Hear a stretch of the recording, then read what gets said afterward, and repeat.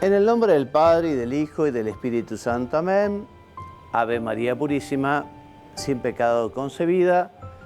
Queridos amigos de la tele, despidiéndonos hoy de nuestros temas de fe católica con el último programa, con las enseñanzas del Catecismo de la Iglesia Católica. En este último programa, que es de despedida, pero que también es introductorio, porque desarrollamos ya todos los contenidos del Catecismo. 10 programas con lo que podríamos llamar la parte general sobre la oración y 2 programas referidos al Padre Nuestro. Y resulta que en el trajín de los programas me sirvió mucho para meditar estos contenidos y bueno, realmente redescubrí la profundidad de esta sección o de esta parte del catecismo. Yo ya la conocía, incluso en un retiro espiritual lo escribí a mano y pensándolo todo este contenido, pero esta vez con estos 12 programas dije, ¿cuál será el origen? ¿Tendrá algún autor en especial este tema de los mandamientos? Y como estoy en un grupo de sacerdotes en los cuales muchos son teólogos, yo vengo del derecho canónico, ¿no? Y los códigos en general, soy abogado también, los códigos en general son una síntesis muy interesante en la redacción de cada uno de los artículos, ¿no? Pero si hay algo que no tiene el derecho o la codificación es poesía, ¿no?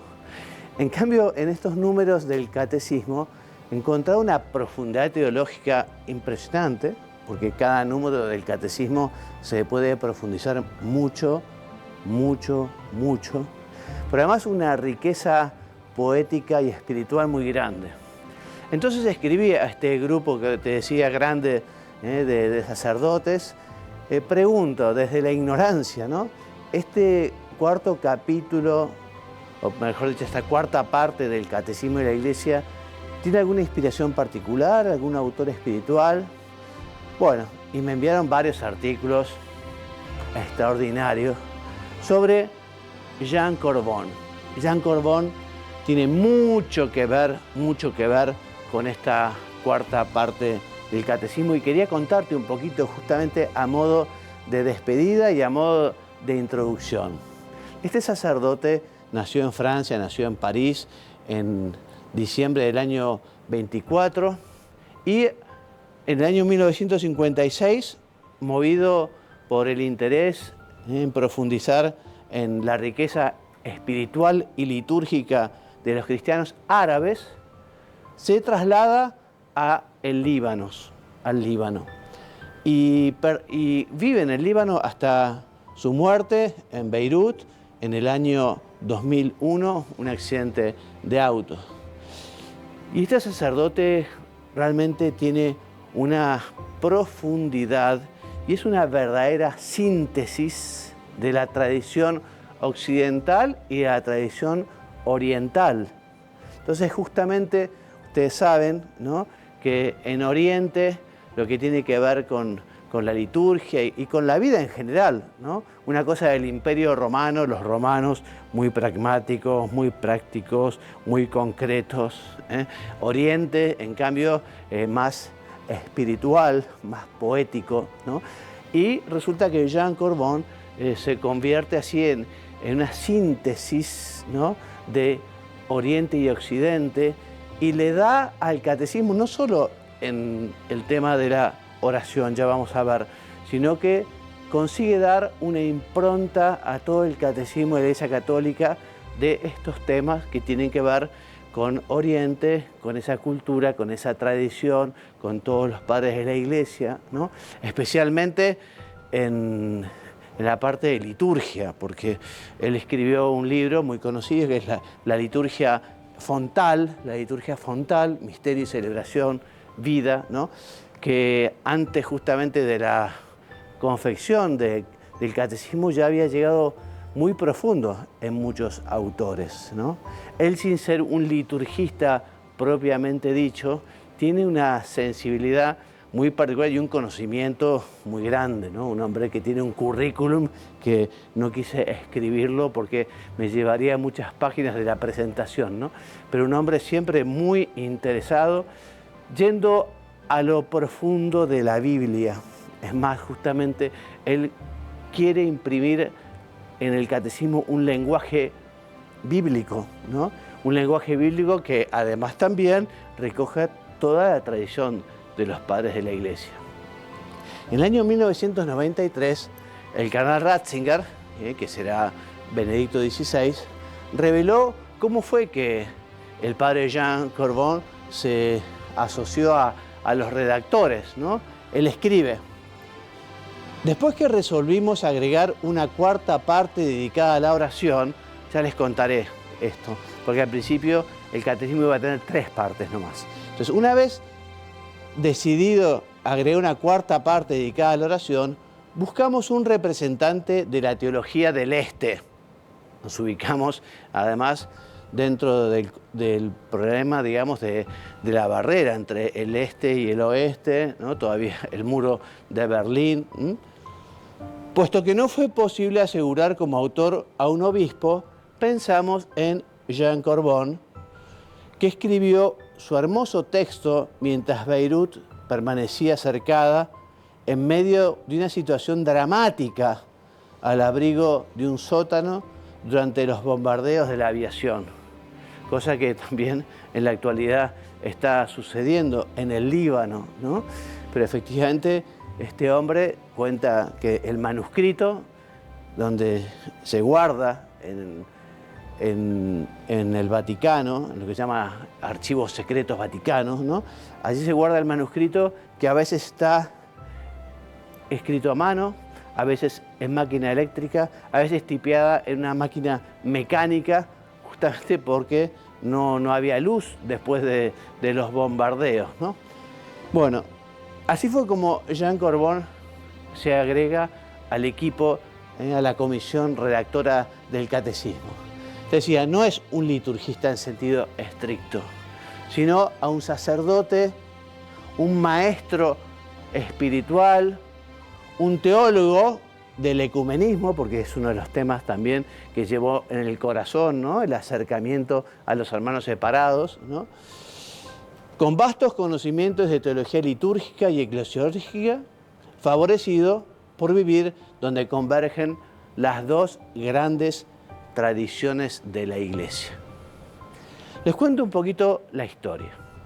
Te decía, inicialmente el texto que se pensó del catecismo era 3 partes, el credo, los sacramentos, los mandamientos, y en estas 3 partes se introducirían algunos pasajes sobre la oración, sobre la plegaria cristiana. Esta idea fue abandonada en favor de hacer un comentario del Padre Nuestro. Comentario del Padre Nuestro, no como cuarta parte del catecismo, sino como un epílogo. Y esto es lo que le piden a Jean Corbon, ¿no? La redacción de un comentario del Padre Nuestro. Entonces, como te decía, la elección cayó providencialmente en el Padre Jean, y así nuestro autor tomó el barco del catecismo y se embarcó en una aventura hermosa, etsi laboriosa, en latín, ¿no? O sea, una aventura hermosa, pero que dio mucho trabajo, ¿no?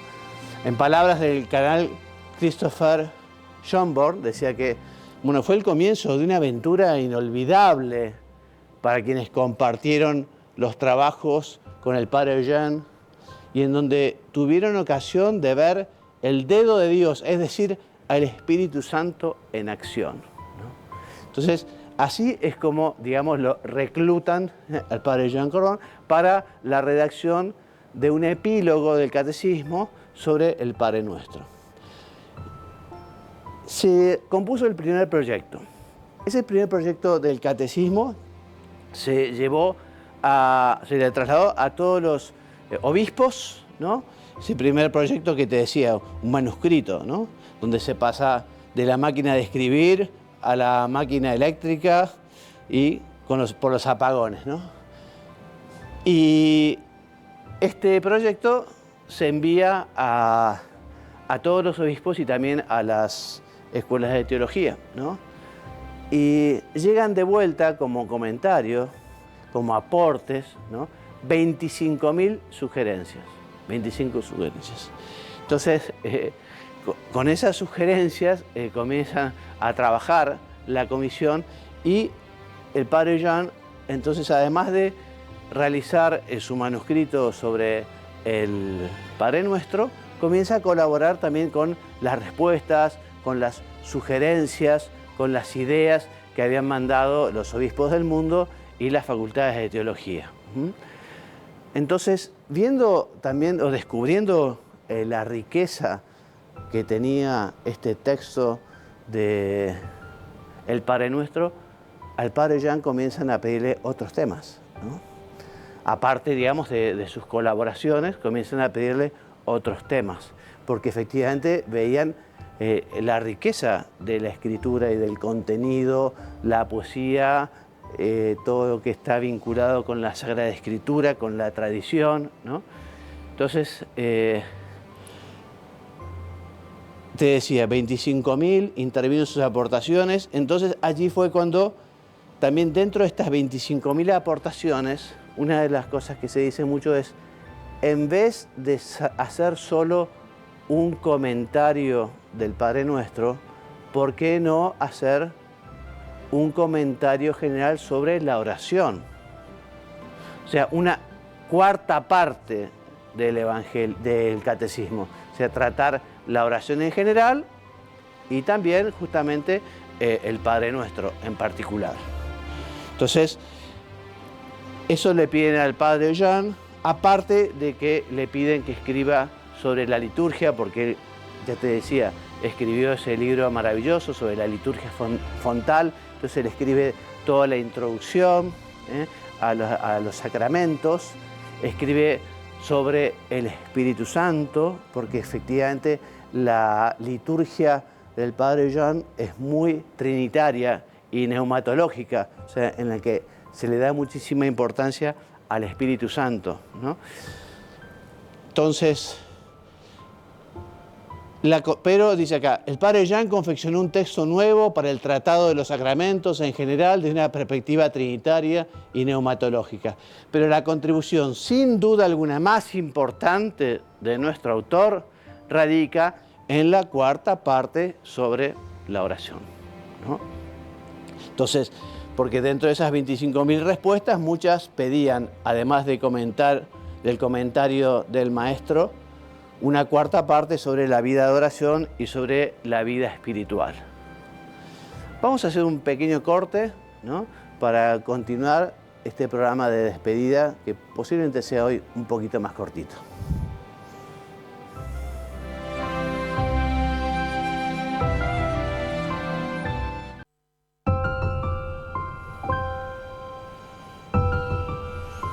Muy bien, volvemos y les recuerdo cómo fue elegido el padre Jean Corbon para participar de la comisión redactora del Catecismo de la Iglesia Católica. Nos lo comentaba el cardenal Ratzinger, el Papa Benedicto XVI, cómo quisieron encargar la redacción de un epílogo sobre el Padre Nuestro con algún autor del Este, preferentemente un obispo, pero al final cayó en el padre Jean, un hombre muy devoto, muy piadoso, un hombre de un vasto conocimiento en materia litúrgica, un hombre que habla y escribe con un vocabulario bíblico, un gran conocedor también de la patrología. Entonces él comienza primero con la redacción de ese término es del Padre Nuestro. Pero después, a pedido de los obispos, se decide extender a una cuarta parte del tema de la oración, haciendo una parte general. Esta es la mayor contribución. También contribuyó en temas vinculados a la liturgia, la introducción a los sacramentos, también escribe sobre la Santísima Trinidad y sobre el Espíritu Santo. Y al final también habla del adiós, cuando se escribe en la despedida de los fieles difuntos, también un tema precioso como está escrito por el Padre Jean, ¿no? Entonces les decía que al principio de la parte cuarta del Catecismo nos habla de la oración como don de Dios, ¿no? Y nos cuenta justamente cómo es un regalo de Dios la oración. O sea, el hecho de que el hombre sea capaz de Dios, el hecho de que el hombre pueda comunicarse con Él es un verdadero regalo, ¿no? Y además nos cuenta también que Dios es el que comienza con este diálogo, con esta comunicación. En el hombre la oración siempre es respuesta, porque Dios es el que llama primero. Como decía el Papa Francisco, Dios nos primerea, ¿no? Porque nos gana de mano y nos invita. Entonces nosotros tenemos que agradecer este don, este regalo, que es la posibilidad de rezar, de orar, de comunicarnos con Dios. Una relación que además es una alianza que comienza con la creación del hombre, ¿no? Que luego se va renovando a lo largo de la historia, ¿eh? Yo seré tu Dios, tú serás mi pueblo, y cada uno de nosotros somos de Dios, y Dios es nuestro Padre, el Padre de cada uno. Hay dos frases que marcan esta introducción, el hombre como mendigo de Dios, pero que también Dios que tiene sed de que los hombres tengamos sed de Él, ¿no? Lo cita a San Agustín, ¿no? Es el encuentro de la sed de Dios con la sed del hombre, porque Dios tiene sed de que el hombre tenga sed de Él. Y también al comienzo sobre la oración se pregunta el Padre Jean, en fin, escribe. El catecismo ahora es catecismo de la Iglesia Católica, es un catecismo que es magisterio universal, no es obra de un autor, ¿no?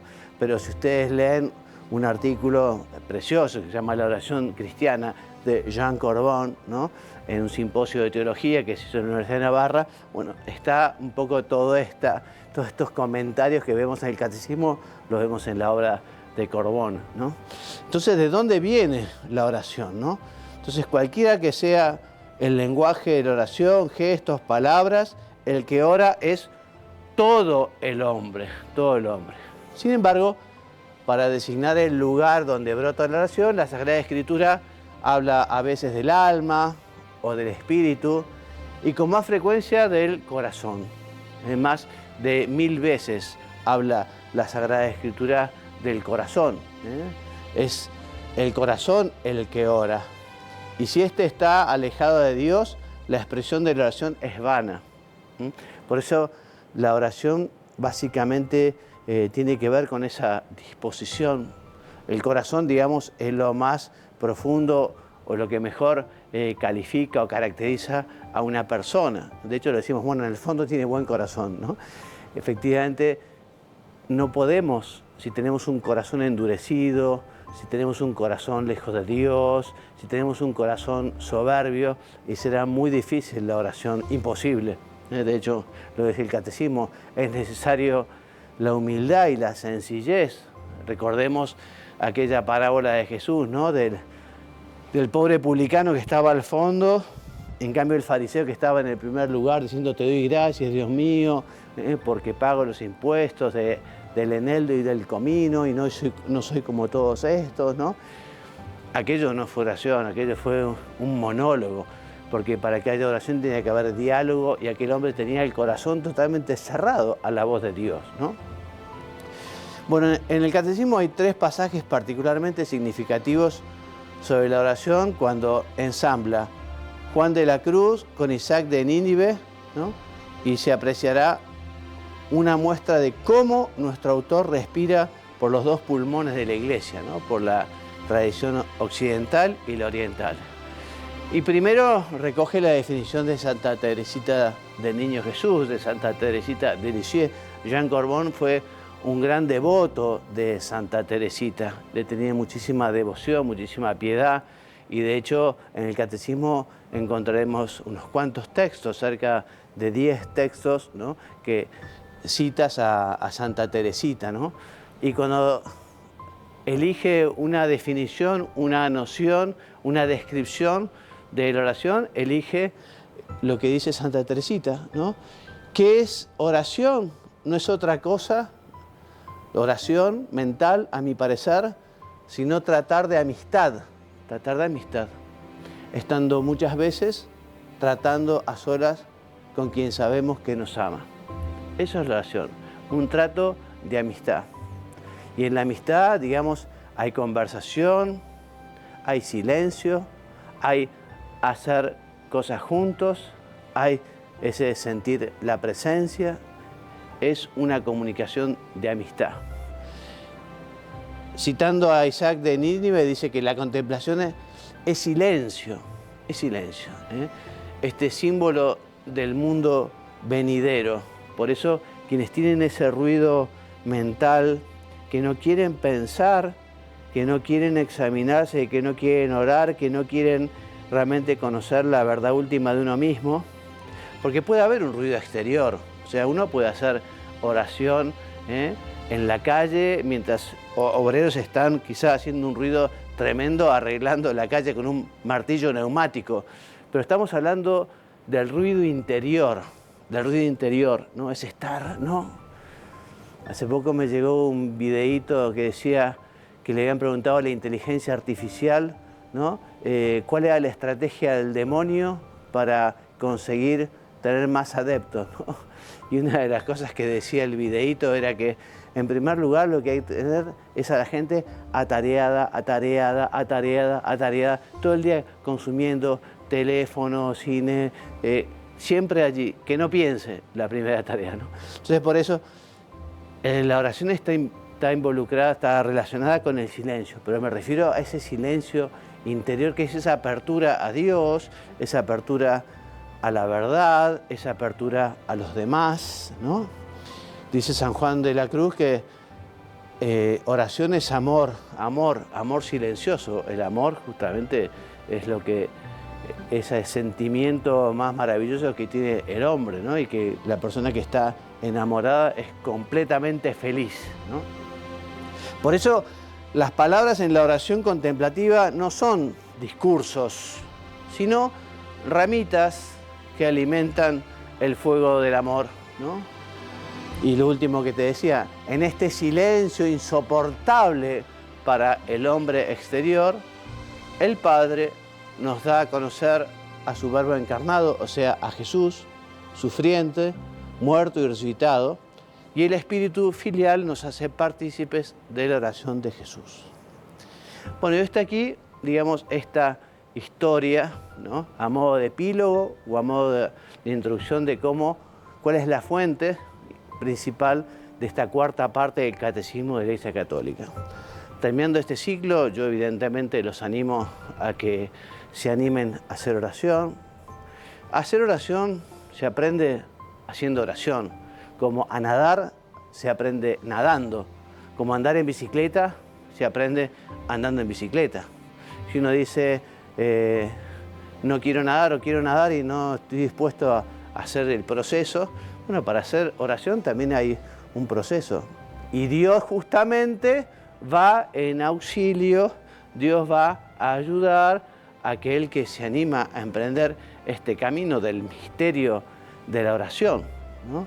San Juan Clímaco, también un padre de la Iglesia, dice que Dios justamente ayudará, enseñará a hacer oración a quien esté dispuesto a hacerla. Un punto del catecismo de todos los que vimos, ¿no?, muchos, decía que no se hace oración cuando se tiene tiempo, sino que se hace un tiempo para hacer la oración. Es bueno que tengamos nuestros tiempos para hacer la oración. A la mañana cuando comenzamos el día, a la noche cuando lo terminamos, en algún momento especial para contarle a Jesús nuestras cosas, nuestras alegrías, nuestras preocupaciones, nuestros proyectos, ¿no? Si no estamos unidos con Dios en la oración, es como la rama que se corta y se termina secando. La oración es también ese riego que después permite que el amor vaya creciendo. ¿no? El amor crecerá también, obviamente, con la gracia de la Eucaristía, con la gracia de la confesión, pero la oración es importantísima. También decíamos a Santa Teresa de Jesús, ¿te acordás? El que no hace oración no necesita un demonio que lo tiente, ¿no? Porque todos estamos como inclinados hacia el pecado. Después del pecado original, vino la redención de Jesús, pero igual las cosas nos cuestan. Entonces necesitamos de la oración para fortalecernos espiritualmente. Por eso, y terminando, les animo a que tengan sus tiempos de oración, a que hagan el esfuerzo. Recordemos, la oración es combate, la oración cuesta, la oración no surge espontáneamente. Alguna vez puede surgir espontáneamente, pero en general hay que luchar contra las distracciones, contra la tentación de hacer otras muchas cosas que uno tiene que hacer, ¿no? Hagamos oración, estemos con el Señor nos está esperando y en muchos lugares se está esperando y nadie se acerca a conversar con Él. Por eso, queridos amigos, como propósito, como objetivo, como meta de este ciclo, los animo a ser personas, hombres y mujeres de oración, dedicando un tiempo al Señor. El Señor nos quiere, el Señor está, nos quiere brindar todo su amor y a veces nosotros no lo aprovechamos y eso es muy triste. Cuando nos acercamos a Él, Él nos baña de su amor y nos da mucha paz y da mucha alegría vivir la vida cerca del Señor. Hasta la próxima entonces, cuando Dios quiera, me despido enviándoles la bendición. Que Dios los bendiga y los haga muy santos. Amén.